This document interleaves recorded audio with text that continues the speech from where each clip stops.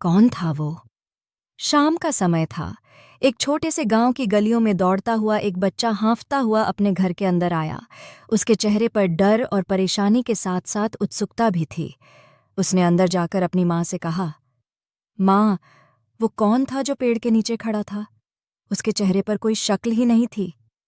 माँ एक पल के लिए रुक गई और उसकी बात सुनकर उनका चेहरा सफ़ेद पड़ गया। उन्होंने कांपती आवाज में कहा, बेटा, रात होते ही उस गली के उस पेड़ के पास मत जाना।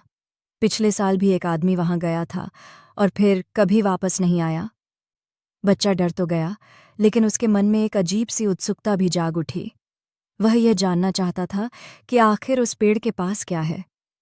उसी रात, जब सब गहरी नींद में थे, वह धीरे से अपने घर के पीछे वाले दरवाजे से निकला और उस पेड़ की ओर बढ़ा। चांदनी रात में पेड़ के नीचे एक धुंधला सा साया नजर आ रहा था। जैसे ही उसने आगे बढ़ने की कोशिश की, एक ठंडी हवा का झोंका आया और उसे किसी की धीमी आवाज सुनाई दी। तुम यहाँ क्यों आए हो?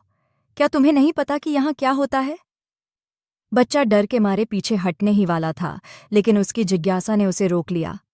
उसने हिम्मत जुटाकर पूछा, तुम कौन हो और यहाँ क्यों हो? साया धीरे धीरे उसकी तरफ बढ़ने लगा। जैसे जैसे वह पास आया, बच्चे ने देखा कि वह एक आदमी की परछाई है, लेकिन उसका चेहरा अब भी साफ नहीं दिख रहा था। आदमी ने कहा, मैं वही हूं जो हर उस इंसान का सच सामने लाता हूं जो यहाँ आता है।